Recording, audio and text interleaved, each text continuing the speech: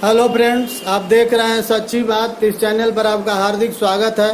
साथ ही आपसे रिक्वेस्ट है कि इस चैनल को सब्सक्राइब कीजिए, बेल आइकन को प्रेस कीजिए और बेल आइकन के बाद ऑल नोटिफिकेशन ऑन कीजिए तथा वीडियो अच्छा लगे तो उसे लाइक और शेयर करना न भूलेंगे। अब चलते हैं आज के वीडियो की ओर। तो पिछले वीडियो में आपने देखा कि किस प्रकार एक वेश्या के पास पहुंचता है सभी जगह से थके हारे होकर के, ये पता लगाने के लिए कि कौन स्वर्ग में जाता है कौन नर्क में जाता है। ये पता लगाने के लिए चारों तरफ घूमता है, साधु महात्माओं के पास जाता है, लेकिन किसी के द्वारा उसको संतोषजनक जवाब रिप्लाई नहीं मिलती है। तो वो लास्ट में थक हार करके एक शहर में पहुंचता है जहां पर वो शहर वेश्याओं के लिए प्रसिद्ध है और वहां उल्लास के पीछे चलते चलते एक वेश्या के घर में चला जाता है।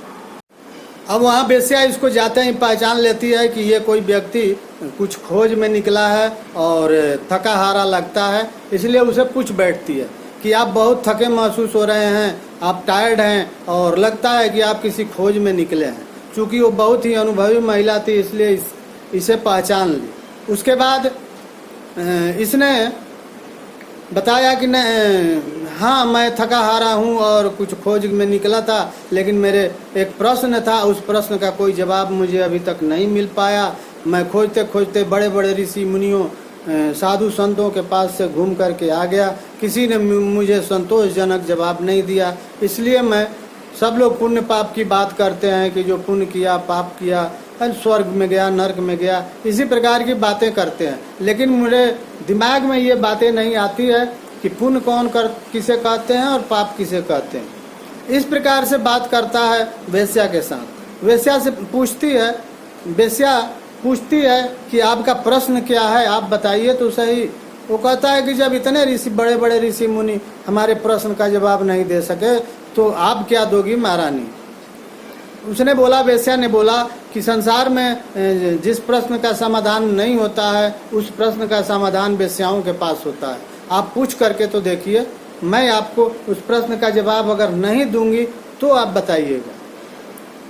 वो अपना प्रश्न वेश्या के सामने रखता है कि मैं खोज में निकला था कि आखिर स्वर्ग में कौन जाता है और नर्क में कौन जाता है, और इस प्रश्न का जवाब मुझे अभी तक नहीं मिली है, कोई मुझे नहीं बताया। सब लोग खाली पुण्य पाप की बात कर करके मुझे बहलाते गए, समझाते गए, लेकिन मेरे दिमाग में ये बात नहीं घुसती है कि पुण्य पाप क्या है, पुण्य क्या है, पाप क्या है, कौन पुण्य करता है कौन पाप करता है, किस बात को पुण्य कहेंगे किस बात को पाप कहेंगे, किस कर्म को पुण्य कहेंगे किस कर्म को पाप कहेंगे। ये सब कोरी बातें हैं, इससे मुझे कोई समझ में नहीं आती बातें और न ही इससे हमें कोई लेना देना है। मुझे लेना देना सिर्फ इस बात से है कि आखिर कैसे निर्धारित करेंगे कि कौन पुण्य स्वर्ग में गया और कौन नर्क में गया। वेश्या वो हंसने लगी। उसको हंसते हुए देख करके ये परेशान और हो गया कि मेरे प्रश्न को सुन करके ये हंस रही है, जैसे लगता है कि मैं कोई बेवकूफ़ आदमी हूँ। यानी अब इसके पास भी इसका जवाब तो है नहीं तो क्या करे, हंस करके अपना टाल रही है। बोली वेश्या कि महाराज, आप इसी के लिए इतना परेशान हैं, इसका जवाब तो मेरी दाई दे सकती है, मेरी बात छोड़िए। ये और परेशान हुआ इंजीनियर, बोला कि इसकी दाई इस बात को बता सकती है तो ये कहाँ की मूल्य है। अरे बड़ी बात है, दाई जब इस प्रश्न का जवाब दे सकती है, जब इतने बड़े बड़े ऋषि मुनि जवाब नहीं दे सके, उस प्रश्न का जवाब इसकी दाई दे सकती है। मैं कहाँ आ गया, मैं कौन सा जगह में आ गया और अब तक यहाँ मैं क्यों घूमता रहा, यहाँ क्यों नहीं आया। इस प्रकार के उसके मन में विचार उठते हैं। लेकिन इसी बीच में फिर एक अर्थी उसी रास्ते से होते हुए, चूँकि वो श्मशान घाट के रास्ते में उसका मकान था, इसलिए वो हमेशा कोई ना कोई लाश आते जाते रहता था। थोड़ी देर में एक लाश आ रही थी तो राम नाम सत्य है, राम नाम सत्य है की आवाज़ आई। तो वेश्या ने बोली, ए दाई, जाकर पता लगाओ कि ये व्यक्ति स्वर्ग में गया कि नरक में गया। दाई उधर से जा करके थोड़ी देर रुक करके आई, वापस आई, बोली महारानी ये तो नरक में गया। इंजीनियर बड़ा आश्चर्यचकित हुआ कि ये दाई कैसे बता सकती है कि ये और कैसे निर्धारण कर सकती है कि कौन व्यक्ति स्वर्ग में गया और कौन व्यक्ति नरक में गया। इसके बाद ऐसी बातें चलती रही। थोड़ी देर के बाद फिर लाश आती है। हर 5-10 मिनट पर एक लाश वहाँ से गुजरती है, क्योंकि बहुत बड़ा श्मशान घाट था और बहुत दूर दूर से लोग वहाँ आते थे, इसलिए हमेशा 24 आवर्स वहाँ लाशों का आना जाना जारी रहता था। 5 मिनट के बाद फिर एक लाश आई। बोली, दाई जाकर बताओ साहब को कि ये व्यक्ति स्वर्ग में गया कि नरक में गया। दाई उधर से आई, बोली, महारानी ये व्यक्ति भी नरक में गया। इसके बाद फिर लाश आता है, फिर अर्थी आती है और दाई को आवाज़ लगाती है कि दाई जाकर बताओ, देखो ये नरक में गया कि स्वर्ग में गया।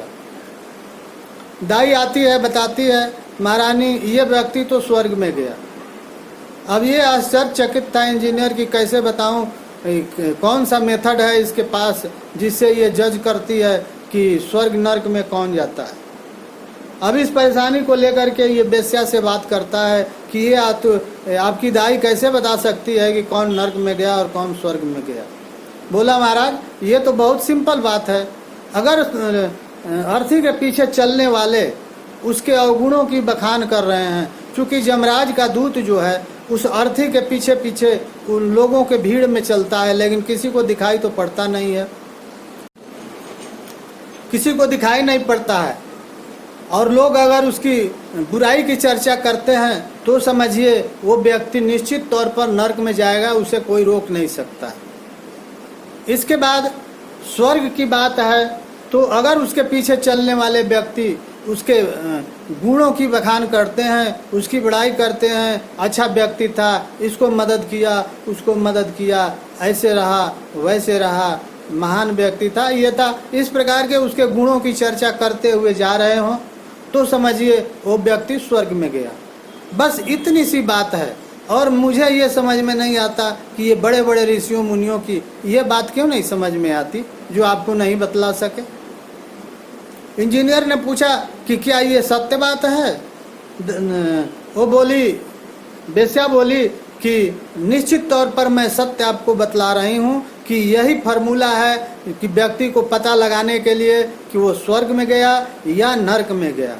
लेकिन स्वर्ग में कौन जाता है इसे भी बता देते हैं आपको। स्वर्ग में वही व्यक्ति जाता है जो अच्छा कर्म करता है।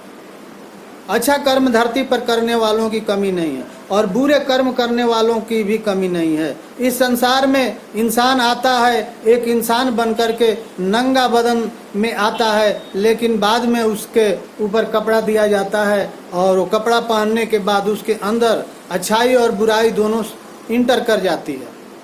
अब ये अच्छाई बुराई जो है उसे संभालना पड़ता है कि वो अच्छाई का रास्ता अपनाएगा या बुराई का रास्ता अपनाएगा।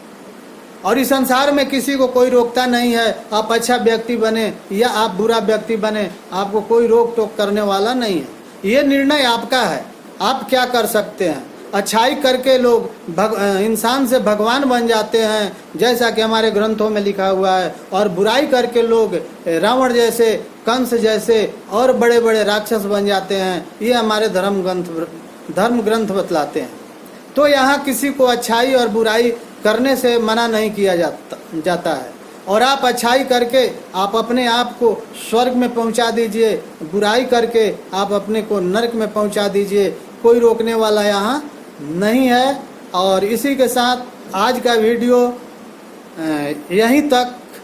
आपसे रिक्वेस्ट है अपने आसपास साफ सफाई पर ध्यान दें, साथ ही कोरोना से बचे रहें। और इस वीडियो को देखने के लिए आपको बहुत बहुत धन्यवाद। अच्छा लगे तो इसे लाइक शेयर करना और कमेंट करके ज़रूर बताना भाई कि ये कहानी कैसी लगी और इस कहानी से आपको शिक्षा क्या मिलती है। इसी के साथ जय हिंद, जय भारत।